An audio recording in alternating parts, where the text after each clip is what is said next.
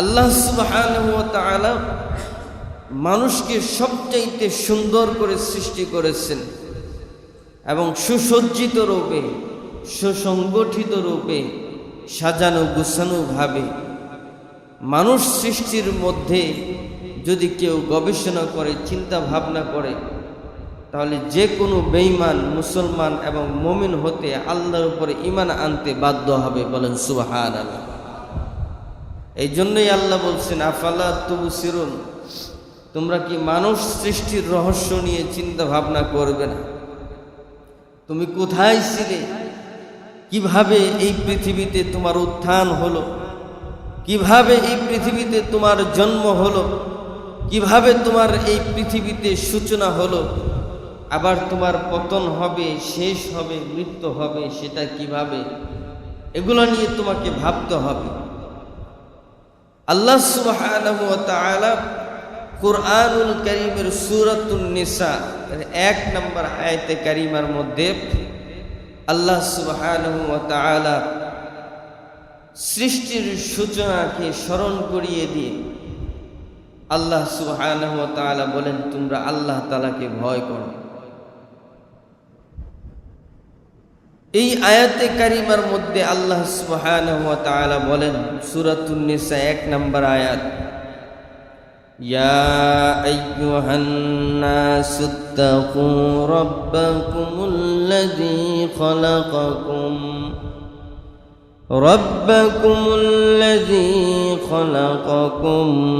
মিন নাফসিন ওয়াহিদাহ وخلق منها زوجها وبث منهما رجالا كثيرا ونساء واتقوا الله الذي تساءلون به والأرحام إن الله كان عليكم رقيبا। আল্লাহ সুবহানাহু ওয়া তাআলা বলেন, হে পৃথিবীর মানুষ, তোমরা ওই আল্লাহ তাআলাকে ভয় করো যে আল্লাহ সুবহানাহু ওয়া তাআলা তোমাদেরকে সৃষ্টি করেছেন, যিনি তোমাদেরকে সৃষ্টি করেছেন এক ব্যক্তি থেকে। সেই এক ব্যক্তি থেকে প্রথমে সৃষ্টি করেছেন একজন নারী, তার সঙ্গিনী, আর সেখান থেকে জোড়ায় জোড়ায় নারী এবং পুরুষ আল্লাহ সুবহানাহু ওয়া তাআলা সৃষ্টি করেছেন। এর মাধ্যমে আল্লাহ রাব্বুল আলামিন গোটা পৃথিবীটাকে আবাদ করেছেন। তোমরা সেই আল্লাহ তাআলাকে ভয় করো, যেই মহান সত্তার হাতে এই পৃথিবীর সূচনার সক্ষমতা রয়েছে। ওই আল্লাহ তাআলার হাতেই এই পৃথিবীর সমাপ্তি, এই পৃথিবী ধ্বংস করার সক্ষমতাও সেই রবের হাতে আছে। যেই রব সব কিছু নতুন করে সৃষ্টি করতে পারেন, এই রব আবার সব কিছু ধ্বংস করে দিতে পারেন। তোমরা ওই রবকে ভয় করো।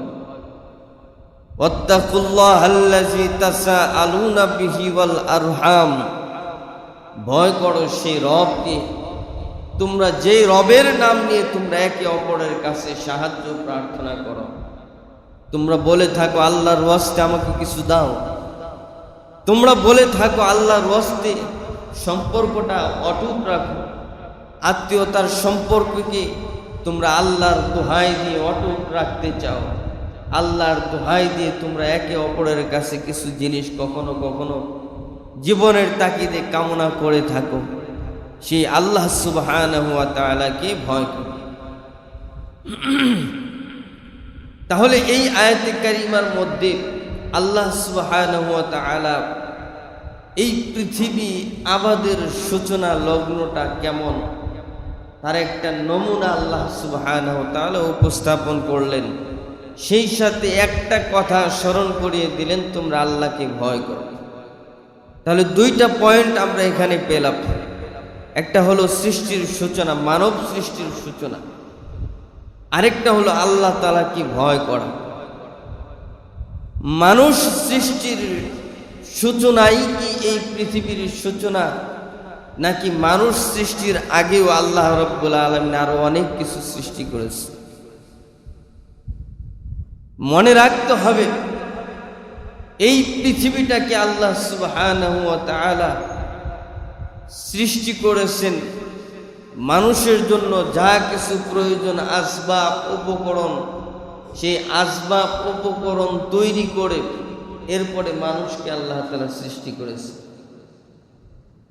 আল্লাহ সুবহানাহু ওয়া তাআলা কুরআনুল কারীমের মধ্যে বলেন, আল্লাযী আহসানা কুল্লা শাইইন খালাকাহু ওয়া বাদাআ খালকাল ইনসানি মিন তিন। আল্লাহ রাব্বুল আলামিন বলেন, এই পৃথিবীর যা কিছু দৃশ্যমান এই সব কিছুকে আল্লাহ সুবহানাহু ওয়া তাআলা সুন্দর করে সৃষ্টি করার পর এরপরে আল্লাহ সুবহানাহু ওয়া তাআলা মানুষকে সৃষ্টি করার কাজ শুরু করেছেন। সমস্ত শাই বস্তু আসবাব উপকরণ এগুলো সৃষ্টি করার পরে এরপরে যে আল্লাহ তাআলা মানুষ সৃষ্টির কার্যক্রম সূচনা করেছে।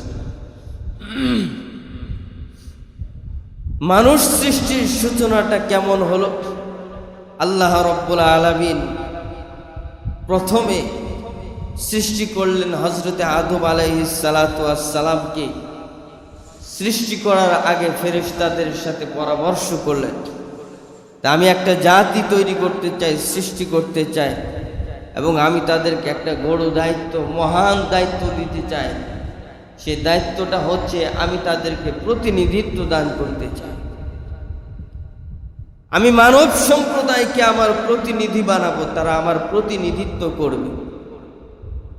ফেরেশতারা বলল, আপনি এমন এক জাতির সৃষ্টি করবেন যেই জাতি পৃথিবীতে গিয়ে মারামারি করবে, কাটাকাটি করবে। তারা এই কথাটা কেন বলল? তারা কি গায়েব জানতো যে মানুষ পৃথিবীতে গিয়ে মারামারি করবে, কাটাকাটি করবে? বলে যে না, গায়েবের খবর একমাত্র কার কাছে আসে? সবাই বলেন তো দেখি।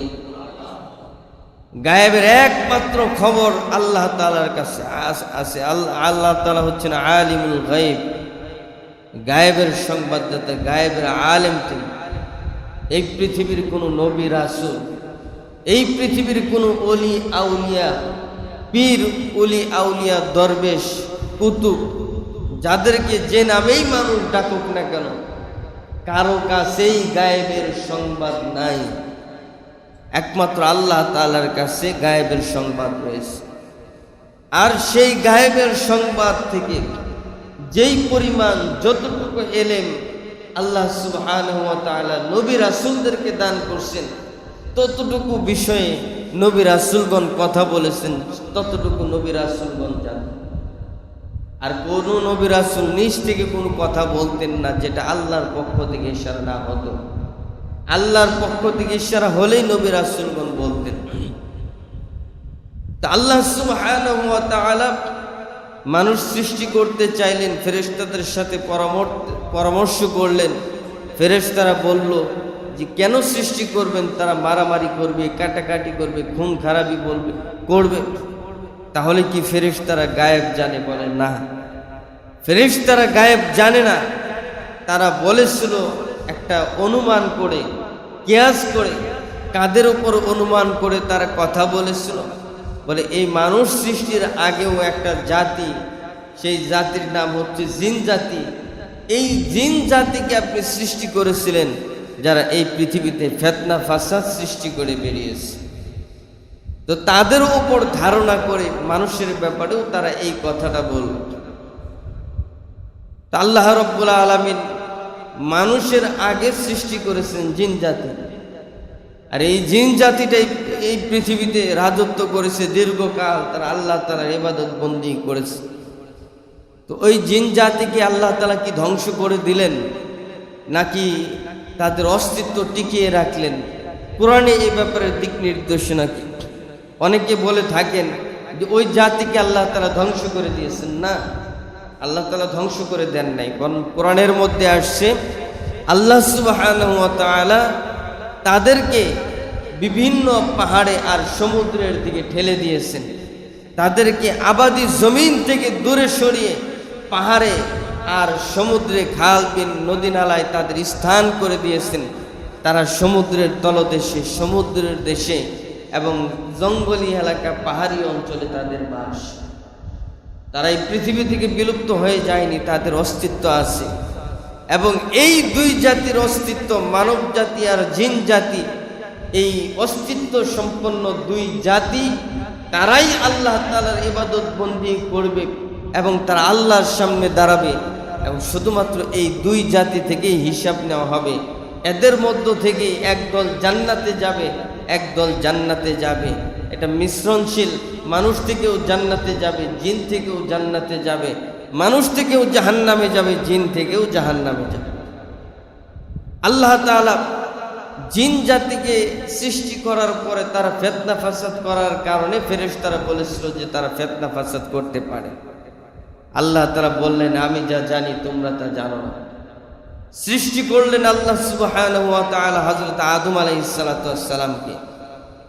শুধুমাত্র আদম আলাইহিস সালাতু ওয়াস সালামের সৃষ্টির নমুনাটাই ব্যতিক্রম, এবং হাওয়া আলাইহিস সালাতু ওয়াস সালাম আর হচ্ছে হযরত ঈসা আলাইহিস সালাতু ওয়াস সালাম, এই পৃথিবীতে এই তিনজনের সৃষ্টির সূচনা এবং নমুনা ব্যতিক্রম, আর সব মানুষের সৃষ্টি এবং সূচনা একরকম। হযরত আদম আলাইহিস সালাতু ওয়াস সালামকে আল্লাহ রাব্বুল আলামিন সৃষ্টি করছেন কিভাবে? বিভিন্ন অঞ্চলের মাটিকে একত্র করে, সেই মাটিকে খামিরা তৈরি করে, সেই মাটি দিয়ে একটা অবয়ব আকৃতি তৈরি করেছেন। থুতনির নিচ থেকে, গলা থেকে নিয়ে একদম পা পর্যন্ত এই পুরাটা আল্লাহ রাব্বুল আলামিনের দিক নির্দেশনায় ফেরেশতাদের হাতে নির্মিত হয়েছে। আর এই মুখমণ্ডলটাকে আল্লাহ রাব্বুল আলামিন তার কুদরতে, বিশেষ কুদরতে আল্লাহ সুবহানাহু ওয়া তাআলা সৃষ্টি করেছে। বলেন সুবহানাল্লাহ। এই হচ্ছে হযরত আদম আলাইহিস সালাতু ওয়াস সালামের সৃষ্টি। একটা আকৃতি তৈরি করলেন এবং ওই আকৃতির মধ্যে আল্লাহ সুবহানাহু ওয়া তাআলা রূহ ফুঁকে দিলেন, রূহ। তো ফেরেশতা নবীকে জিজ্ঞেস করা হলো, ও আল্লাহর নবী, রূহ কি জিনিস? রূহ জিনিসটা কি? ইহুদিরা রাসূলকে জিজ্ঞেস করছে, যদি বলতে পারেন তাহলে মুসলমান হয়ে যান। আল্লাহ রাব্বুল আলামিন রাসূলকে বলে দিলেন, হে নবী, আপনাকে ইয়াসআলুনাকা আনির রূহ, আপনাকে তার রূহ সম্পর্কে জিজ্ঞাসাবাদ করবে। আপনি উত্তর দেন, এই রূহ হচ্ছে আল্লাহ তাআলার একটা হুকুম, আল্লাহ তাআলার একটা আদেশ।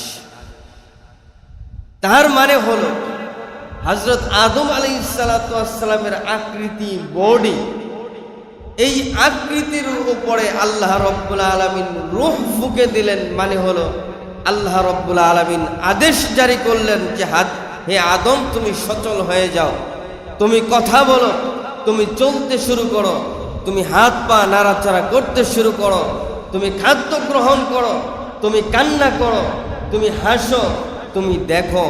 এই সব কিছু হলো আল্লাহ তাআলার আদেশ, যে আদেশটা তার নাম হচ্ছে রূহ। আর এই রূহটাকে আল্লাহ সুবহানাহু ওয়া তাআলা হযরত আদম আলাইহিস সালাতু ওয়াস সালামের ভিতরে ফুঁকে দিলেন। আদম আলাইহিস সালাতু ওয়াস সালাম অস্তিত্ব লাভ করলেন। তার বাম পাজরের হাড় থেকে আল্লাহ রাব্বুল আলামিন হাওয়া আলাইহিস সালাতু ওয়াস সালামকে সৃষ্টি করলেন। এই দুই সৃষ্টির নমুনা ব্যতিক্রম, এবং তাদের ঔরসে, তাদের মিলনে আল্লাহ সুবহানাহু ওয়া তাআলা অন্যান্য সন্তানদেরকে সৃষ্টি করলেন। সেই ধারাবাহিকতা মানব জাতিকে আল্লাহ রাব্বুল আলামিন মানব জাতি দিয়ে আল্লাহ তাআলা পৃথিবীটাকে আবাদ করলেন। কিন্তু মাঝখানে ব্যতিক্রম আরেকজনের সৃষ্টি হয়েছে, তিনি হচ্ছেন হযরত ঈসা আলাইহিস সালাতু ওয়াস সালাম, যাকে বলা হয় রূহুল কুদুস, রূহুল আমিন, আল্লাহ সুবহানাহু ওয়া তাআলা যাকে রূহুল কুদুস দিয়া শক্তিশালী করেছিলেন তার নাম হচ্ছে হযরত ঈসা। হযরত ঈসা আলাইহিস সালাতু ওয়াস সালামের সৃষ্টিটা কেমন ছিল? হযরত মারইয়াম আলাইহিস সালাতু ওয়াস সালাম, আল্লাহ রাব্বুল আলামিনের পক্ষ থেকে এক ফেরেশতা তার কাছে গেলেন এবং সেই ফেরেশতা মারইয়াম আলাইহিস সালাতু ওয়াস সালামকে বললেন, আপনি হাঁ করুন, আল্লাহ তাআলার আদেশ হয়েছে আমি আপনার মুখে ফু দিব। সেই ফুৎকার থেকে আল্লাহ রাব্বুল আলামিন একজন ব্যক্তি, একজন নবী, যিনি কিতাবধারী হবেন এবং আল্লাহর নবী হবেন, পয়গম্বর হবেন, তার সূচনা হবে, তার জন্ম হবে আপনার গর্ভ থেকে। লাম ইয়ামসাসনি বাশার, তিনি বলেছিলেন মানুষ আমাকে স্পর্শ করেনি, কোনো পুরুষ আমাকে স্পর্শ করেনি, তাহলে আমি কিভাবে মানুষ, কিভাবে আমি লোক সমাজে মুখ দেখাবো আর আমি মা হব? তখন তিনি বললেন, কাদেরে কুদরতু দারি হারচে খাহি আকুনি, আল্লাহ তাআলার এই ক্ষমতা আছেন, তিনি যা চান সব কিছু সৃষ্টি করতে পারেন। মারইয়াম আলাইহিস সালাতু ওয়াস সালামের মুখের মধ্যে তিনি ফুৎকার দিলেন এবং সেই ফুৎ রেহেমের মধ্যে স্থান জায়গা দখল করে হযরত ঈসা আলাইহিস সালাতু ওয়াস সালাম মায়ের রেহেমে লালিত পালিত হলেন, এরপরে পৃথিবীতে জন্মগ্রহণ করলেন। তার পৃথিবীতে কোনো বাবা ছিল না। আর আল্লাহ সুবহানাহু ওয়া তাআলা হযরত ঈসা আলাইহিস সালাতু ওয়াস সালামকে শক্তিশালী করেছেন রূহুল আমিনের মাধ্যমে। তো রূহুল আমিন মানে হচ্ছে জিবরাইল আলাইহিস সালাতু ওয়াস সালাম, পৃথিবীর একমাত্র নবী, যেই নবীর সাথে সাথে আল্লাহর এক ফেরেশতাদের সর্দার হযরত জিবরাইল আলাইহিস সালাতু ওয়াস সালাম চলেছেন, তিনি হচ্ছেন হযরত ঈসা আলাইহিস সালাতু ওয়াস সালাম। হযরত ঈসা আলাইহিস সালাতু ওয়াস সালাম যেখানেই চলে গিয়েছেন, যেখানে হেঁটেছেন, জিবরাইল আলাইহিস সালাতু ওয়াস সালাম তার সাথে সাথে হেঁটেছেন। হযরত ঈসা আলাইহিস সালাতু ওয়াস সালামের যত কারামতি আর মুআজিজা রয়েছে, এই সব কিছু তিনি শুধুমাত্র বলতেন, তুমি কুন বিইজনিল্লাহ, আল্লাহর হুকুমে হয়ে যাও। আর আল্লাহর হুকুমে ওই জিনিসটাকে হযরত জিবরাইল আলাইহিস সালাতু ওয়াস সালাম বাস্তবায়ন করে দেখিয়ে দিতেন। সুবহানাল্লাহ। তো এই ঈসা আলাইহিস সালাতু ওয়াস সালাম 3 নম্বর ব্যক্তি। আর অন্যান্য মানুষের সৃষ্টিটা কিভাবে হয়েছে আল্লাহ সুবহানাহু ওয়া তাআলা বলেন, ওয়ালাকাদ খালাকনাল ইনসানা মিন সুলালাতিন মিন তিন, আর সমস্ত মানব জাতিকে আল্লাহ রাব্বুল আলামিন সৃষ্টি করেছেন মাটির সার নির্যাস থেকে। এই পৃথিবীর সমস্ত মানুষকে আল্লাহ রাব্বুল আলামিন মাটির সার নির্যাস থেকে সৃষ্টি করেছেন। এটা বলেন নাই যে মাটি থেকে মাটি দিয়ে বানাইছেন, মাটি দিয়ে সৃষ্টি করছেন, এমন না। তাহলে তো মানুষ বলবে মায়ের পেটে আল্লাহ তাআলা মাটি কখন ঢুকালেন আর ওই মাটি কখন মানুষের আকৃতি ধারণ করলো আর সেটা কিভাবে বের হলো? মানুষের দেহে তো মাটি খুঁজে পাওয়া যায় না। মানুষ প্রশ্ন করতে পারে কি মাটি থেকে আল্লাহ রাব্বুল আলামিন সৃষ্টি করেছেন, এমনটা বলেন নাই। বলেন আল্লাহ তাআলা বলেছেন মাটির সার নির্যাস থেকে। মানুষ সৃষ্টির, মানুষের দেহের যত উপাদান রয়েছে, এই উপাদানগুলোর মধ্যে অনেকগুলা বিষয়ের সংমিশ্রণ রয়েছে। এর মধ্যে 1 নম্বর উপাদান হলো মাটির সার নির্যাস, 2 নম্বর উপাদান হচ্ছে আগুন, আগুনের সার নির্যাস, 3 নম্বর হচ্ছে পানি, পানির সার নির্যাস, আর 4 নম্বর হলো মানুষের দেহের একটা উপাদান হলো হাওয়া, বাতাস। এই 4 উপাদানের সংমিশ্রণে মানুষের অস্তিত্ব। আল্লাহ সুবহানাহু ওয়া তাআলা বলেন তোমাদেরকে আমি সৃষ্টি করেছি মাটির সার নির্যাস থেকে। তাহলে এবার প্রশ্ন আসতে পারে মাটির সার নির্যাসটা কিভাবে? বলে মানুষ যা খায়, হযরত আদম আলাইহিস সালাতু ওয়াস সালাম এবং হাওয়া আলাইহিস সালাতু ওয়াস সালাম, তাদের থেকে এই পৃথিবীর সমস্ত মানুষের সূচনা। তাহলে এবার আমাদেরকে দেখতে হবে হযরত আদম আলাইহিস সালাতু ওয়াস সালাম এই পৃথিবীতে সৃষ্টি হওয়ার পর থেকে তার খাদ্য অভ্যাসটা কেমন ছিল। হযরত আদম আলাইহিস সালাতু ওয়াস সালাম তিনি এই পৃথিবীর মাটি থেকে উৎপাদিত খাবার গ্রহণ করেছেন। মাটিতে উৎপাদিত ফসল, গম, ধান, অন্যান্য শাকসবজি যা কিছু, এই সব কিছু মাটি থেকে উৎপাদিত। এবার বলতে পারেন গোশতও তো খাইছে, যে গোশত গরু, ভেড়া, বকরি, দুম্বা এগুলার অস্তিত্ব বেড়ে ওঠে মাটির সার নির্যাস থেকে। মাটি থেকে উৎপাদিত ঘাস খেয়ে গরুর অস্তিত্ব বেড়ে ওঠে।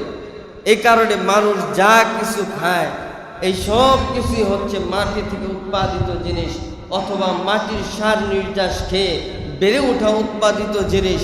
এই সব কিছু খায় মানুষ, রিজিক হিসেবে গ্রহণ করে। মানুষ যখন তার রিজিক হিসেবে গ্রহণ করে, এই খাবার থেকে, এই খাবারটাকে আল্লাহ রাব্বুল আলামিন কয়েক ভাগে বিভক্ত করে ফেলে। এই খাবারটা কয়েক ভাগে বিভক্ত হয়। এর মধ্যে 1 নাম্বার ভাগে এই খাবার থেকে তৈরি হয় রক্ত, এই খাবার থেকে তৈরি হয় ক্যালসিয়াম, এই খাবার থেকে তৈরি হয় মানুষের দেহের গোশত, গোশতের উত্থান, রক্ত বৃদ্ধি হওয়া এবং গোশতের উত্থান এই খাবারের সার নির্যাস থেকে।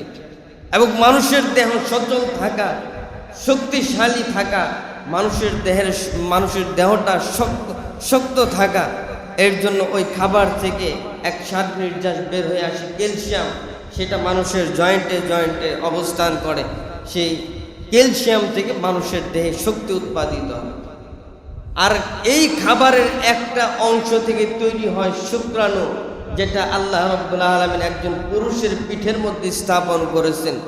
আর এই খাবারের একটা অংশ থেকে তৈরি হয় ডিম্বাণু, যা আল্লাহ রাব্বুল আলামিন একজন মায়ের জরায়ুর মধ্যে রেখে দিয়েছেন।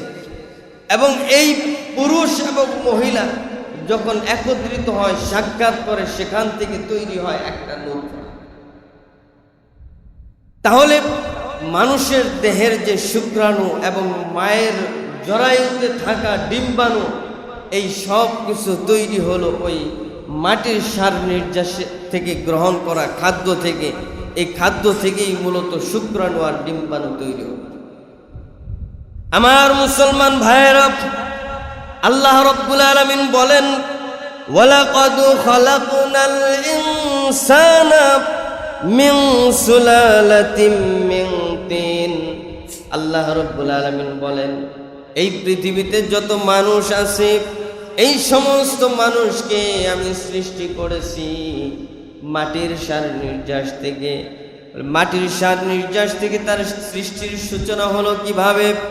আল্লাহ রাব্বুল আলামিন বলেন, সুম্মা জাআলনাহু নুতফাতান ফি করারিম মাকিন। এই মানুষ যা কিছু খেলো, এই জমিনে উৎপাদিত ফসল থেকে যা কিছু সে গ্রহণ করলো, তার একটা অংশ থেকে বাবার পেটে তৈরি হলো শুক্রাণু, আর মায়ের জরায়ুর মধ্যে তৈরি হলো ডিম্বাণু। এরপরে যখন একজন স্বামী আর স্ত্রী বৈধভাবে মুলাকাত করলো, সাক্ষাৎ করলো, সেখান থেকে পুরুষের পেট থেকে শুক্রাণু বের হয়ে মায়ের জরায়ুর ওই ডিম্বাণুর সাথে মিশ্রিত হলো, একত্র হলো। ডাক্তারি পরিভাষায় বলা হয় ক্রোমোজোম, যা বাবার পিঠে থাকে। বাবার পিঠে যেই ক্রোমোজোমটা থাকে তার নাম হলো এক্স ক্রোমোজোম। আর মায়ের ওই জরায়ুর মধ্যে যে ক্রোমোজোমটা থাকে তার নাম হলো শুধুমাত্র এক্স ক্রোমোজোম। আর বাবার ওই শুক্রাণুর মধ্যে 2 ধরনের ক্রোমোজোম থাকে, একটা হলো এক্স, আরেকটা হলো ওয়াই। ডাক্তারি পরিভাষায় যখন এক্স, বাবার এক্স আর মায়ের এক্স একত্র হয়ে যায়, সেখান থেকে ওই 2 ক্রোমোজোমের সংস্পর্শে, 2 ক্রোমোজোমের সংমিশ্রণে হয় একটা নূতফা। আর সেই নূতফাটাকে আল্লাহ রাব্বুল আলামিন প্রসেসিং করে ওই ডাবল এক্সের মাধ্যমে আল্লাহ রাব্বুল আলামিন এই পৃথিবীতে এক কন্যা সন্তানের অস্তিত্ব দান করেন। বলেন সুবহানাল্লাহ। আর যখন বাবার ক্রোমোজোম থেকে ওয়াই ক্রোমোজোম বের হয়ে আসে, আর মায়ের ক্রোমোজোম থেকে যখন এক্স ক্রোমোজোম বের হয়ে আসে, এই এক্স আর ওয়াই ক্রোমোজোমের মাধ্যমে আল্লাহ রাব্বুল আলামিন এক পুত্র সন্তানের সৃষ্টি করেন। বলেন সুবহানাল্লাহ। তাহলে বাবার ক্রোমোজোম এক্স আর মায়ের ক্রোমোজোম, বাবার ক্রোমোজোম ওয়াই আর মায়ের ক্রোমোজোম এক্স থেকে পুত্র সন্তান, বাবা আর মায়ের ক্রোমোজোম এক্স ডাবল এক্স থেকে তৈরি হয় মেয়ে সন্তান। এবার বলতে পারেন আপনি ডাক্তারি থিওরি দিলেন, এটার সাথে কি কোরআন হাদিসের কোনো সামঞ্জস্যতা আছে কিনা? হ্যাঁ, কোরআন হাদিসের মধ্যে আসে। আল্লাহ রাসূল সাল্লাল্লাহু আলাইহি ওয়াসাল্লাম হাদিসের মধ্যে বলেন, আল্লাহ রাসূল বলেন, মাউর রাজুলি আবিয়াদু, পুরুষের শুক্রাণু তার রং হচ্ছে সাদা, ও মাউল মারআতি আসফার, তার রং হচ্ছে মায়ের জরায়ু থেকে যেটা বের হয় সেটা হলো হলুদ বর্ণের। এই দুইটা থেকে তৈরি হয় নুতফা। আর রাসূল সাল্লাল্লাহু আলাইহি ওয়াসাল্লাম বলেন, এই দুই ক্রোমোজোম, ডাক্তারি পরিভাষায় এটাকে বলে ক্রোমোজোম, এই দুই ক্রোমোজোমের সংমিশ্রণে, এই দুই ক্রোমোজোমের সংমিশ্রণ যখন ঘটে, যখন একজন পুরুষের ক্রোমোজোম নারীর ক্রোমোজোম থেকে আধিক্যতা পায়, বিজয়ী হয়, তখন পুরুষের ক্রোমোজোম যদি বিজয় হয় সেখান থেকে হয় পুত্র সন্তান, আর যদি মায়ের ক্রোমোজোম বিজয়ী হয় তাহলে সেখান থেকে হয় মেয়ে সন্তান। রাসূল আকরাম সাল্লাল্লাহু আলাইহি ওয়াসাল্লাম ওই শব্দটাকে হাদিসের ভাষায় কিভাবে বলছেন? ফাইজা ইজতামাআ, যখন তারা মিলিত হয়, ফাআলা মানিয়ুর রাজুলি মানিয়াল মারআতি, যখন পুরুষের শুক্রাণুটা গায়েব হয়, বিজয়ী হয়, পুরুষের যে ক্রোমোজোম সেটা আগে নির্গত হওয়া, আগে নির্গত হওয়া, তো আগে নির্গত হওয়ার মাধ্যমে বাবার ক্রোমোজোমটা প্রভাবিত হয় এবং বিজয়ী হয়। এরপরে মায়ের ক্রোমোজোম থেকে ওই এক্স নির্গত হয়ে 2x, অথবা বাবার ওয়াই আর মায়ের এক্স থেকে পুত্র সন্তানের জন্ম হয়। এই পুরা শব্দটাই রাসূল হাদিসের মাধ্যমে ব্যাখ্যা করেছেন। আর এটা বর্তমান ডাক্তারি পরিভাষায় এক্স ক্রোমোজোম আর ওয়াই ক্রোমোজোম, আর নারীদের ক্ষেত্রে এক্স এক্স ক্রোমোজোমের সংমিশ্রণ। আমার মুসলমান ভাইয়েরা, আল্লাহ রাব্বুল আলামিন বলেন, এই পুরুষ আর মহিলা তাদের উভয় থেকে যে ক্রোমোজোমটা বের হয়ে আসে নুতফা, এই নুতফাটাকে এক ফোঁটা শুক্রাণু আর ডিম্বাণুর সংমিশ্রিত রূপরেখাটাকে আল্লাহ রাব্বুল আলামিন মায়ের রেহেমের মধ্যে সংরক্ষণ করে রাখেন। বলেন সুবহানাল্লাহ। এই নুতফাটা মায়ের পেটের ভিতরে থাকে। আল্লাহ রাব্বুল আলামিন সংরক্ষিত গার অন্ধকার কক্ষে এই মায়ের রেহেমটা, মায়ের রেহেমের অবস্থান কোথায়? আল্লাহর রাসূল বলেছেন, মায়ের রেহেম হলো মানুষের মলাশয়, একজন ব্যক্তির মলাশয় আর মূত্রথলি, এই দুইটা জিনিসের মাঝখানে হলো একজন মায়ের রেহেম। তার মানে হচ্ছে যেই রেহেম থেকে একটা মানুষের সৃষ্টির সূচনা হয়, ওই রেহেমটা একজন মানুষের, একজন মায়ের মূত্রথলি আর মলাশয়ের মাঝখানে একটা রেহেম, সেখান থেকেই আপনার বেড়ে ওঠা। বলেন সুবহানাল্লাহ। এগুলো কেন বিস্তারিত বলতেছি একটু পরে বলবো। তাহলে মলাশয় আর মূত্রথলির মাঝখানে অবস্থান করে রেহেম, আর এই রেহেমের ভিতরে প্রবেশ করে একটা নুতফা, নুতফা যেটাকে ডাক্তারি পরিভাষায় সেটাকে ক্রোমোজোম বলা হয়। আমার মুসলমান ভাইয়েরা, এই নুতফা থেকে আল্লাহ রাব্বুল আলামিন বলেন, সুম্মা খালাকনান নুতফাতা আলাকাতান। আলাকা, আলাকা এর মানে হচ্ছে একটা গোশতের টুকরা, রক্তের পিণ্ড, একটা রক্তের জমাট বাঁধা রক্তকে বলা হয় আলাকা। এই আলাকা তৈরি হয় নুতফা থেকে, একটা আলাকা তৈরি হয়, অর্থাৎ রক্তের একটা জমাট বাঁধা রূপ তৈরি হয়। ওই রক্তের জমাট বাঁধা রূপ থেকে আল্লাহ রাব্বুল আলামিন মুদগা, একটা গোশতের টুকরা তৈরি করেন। একটা গোশতের টুকরা তৈরি করার পর এই গোশতটা ক্রমান্বয়ে সপ্তাহের পরে রাত দিনের পরিবর্তনে এই গোশতের টুকরা থেকে একটা শিশুর মাথার অস্তিত্ব আসে, হাতের অস্তিত্ব আসে, পায়ের অস্তিত্ব আসে। যখন একটা শিশুর মাথা, চোখ, হাত পা, নাক, এই সব কিছু যখন তৈরি হয় তার নাম হচ্ছে অস্থি। এই অস্থিটা যখন মায়ের রেহেমে সৃষ্টি হয়ে যায়, এই অস্থির ভিতরে আল্লাহ সুবহানাহু ওয়া তাআলা আদেশ জারি করে দেন, রূহ ফুঁকে দেন, তখন এই সন্তানটা মায়ের পেটে অস্তিত্ব লাভ করে রূহের মাধ্যমে। এই রূহটা যখন মায়ের পেটে ওই বাচ্চার ভিতরে আল্লাহ তাআলা ফুঁকে দেন, তখন কেবলমাত্র ওই সন্তানটা নড়াচড়া শুরু করে, বলেন সুবহানাল্লাহ। এই নুতফা থেকে আলাকা, আলাকা থেকে মুজগা, এরপরে হচ্ছে লাহমা। এইভাবে মানুষের রেহেমে, একজন নারীর রেহেমে একটা শিশুর উত্থান। ডাক্তারি পরিভাষায় একটা বাচ্চা পূর্ণাঙ্গ রূপ ধারণ করে 9 মাসে, 10 মাস 10 দিনে, 9 মাসে, এখন 8 মাস, 8.5 মাস। এই বাচ্চাটা মায়ের পেটে দীর্ঘদিন পর্যন্ত রাখে। যে মায়ের পেটে যে বাচ্চাটা লালিত পালিত হচ্ছে, এই বাচ্চাটা তো দুনিয়াতে আসার পরে দুধ পান না করলে, খাদ্য গ্রহণ না করলে বাচ্চাটা বাঁচতেই পারে না। আর এই বাচ্চাটা মায়ের পেটে 10 মাস 10 দিন থাকে, বলে এই বাচ্চাটাকে কে বাঁচিয়ে রাখলো? চিল্লায় বলেন, কে বাঁচিয়ে রেখেছে?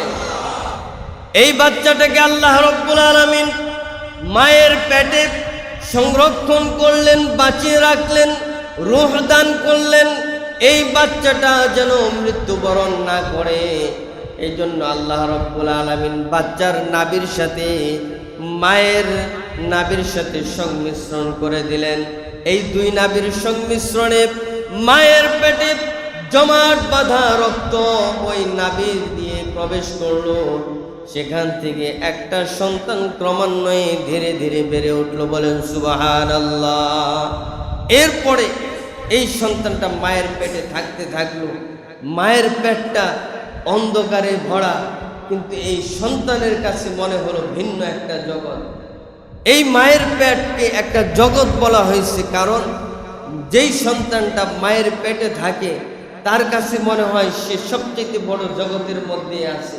সেখানে তার কোনো কিছুর অভাব নাই, খাবার গ্রহণ করতে পারতেছে, হাত পা নড়াচড়া করতে পারতেছে। এতটুকুনের মধ্যে সীমাবদ্ধ থাকা সত্ত্বেও এই সন্তানটা মায়ের পেটে থাকা অবস্থায় সে মনে করে বিশাল এক জগতের মধ্যে সে লালিত পালিত হচ্ছে, বলেন সুবহানাল্লাহ। এগুলো হচ্ছে আল্লাহ তাআলার নিদর্শন। তুমি সেই মায়ের পেট থেকে, সেই নুতফা থেকে, যেই নুতফা আল্লাহ রাব্বুল আলামিন ওই নুতফার হুকুম সাব্যস্ত করেছেন যে ওই নুতফা যদি ওই পুরুষের শুক্রাণুটা বা বীর্যটা যদি কারো গায়ে লাগে তাহলে শরীর নাপাক হয়ে যায়। শরীর থেকে যদি বের হয় তাহলে তবুও শরীর নাপাক হয়ে যায়। যার গায়ে যে অংশে লাগে সেখানে নাপাক হয়ে যায়, গোসল করতে হয় অথবা পরিষ্কার করতে হয়। পুরুষ থেকে বের হইলে পুরুষকে গোসল করতে হয়। তার মানে কোনো এক আয়াতের মধ্যে আল্লাহ রাব্বুল আলামিন মাহিন বলছেন, নিকৃষ্ট পানি। যে এই নিকৃষ্ট পানি মায়ের রেহেমে দীর্ঘদিন রেখে প্রসেসিং করে করে একজন মানুষ, পূর্ণাঙ্গ মানুষ সৃষ্টি করেছেন। আর এই মানুষ পৃথিবীতে আসছে। এই মানুষ পৃথিবীতে এসে আল্লাহ তাআলা হুকুম করলেন যে তোমরা আল্লাহ তাআলার ইবাদত বন্দেগী করো, কিন্তু মানুষ আল্লাহ তাআলার ইবাদত বন্দেগী না করে তারা শয়তানের গোলামি করে, শয়তানের চাহিদা মতো তাদের নিজেদের জীবন পরিচালনা করে। এই জন্য আল্লাহ রাব্বুল আলামিন বলেন, মানুষ বড়ই অকৃতজ্ঞ। মানুষ বড়ই অকৃতজ্ঞ।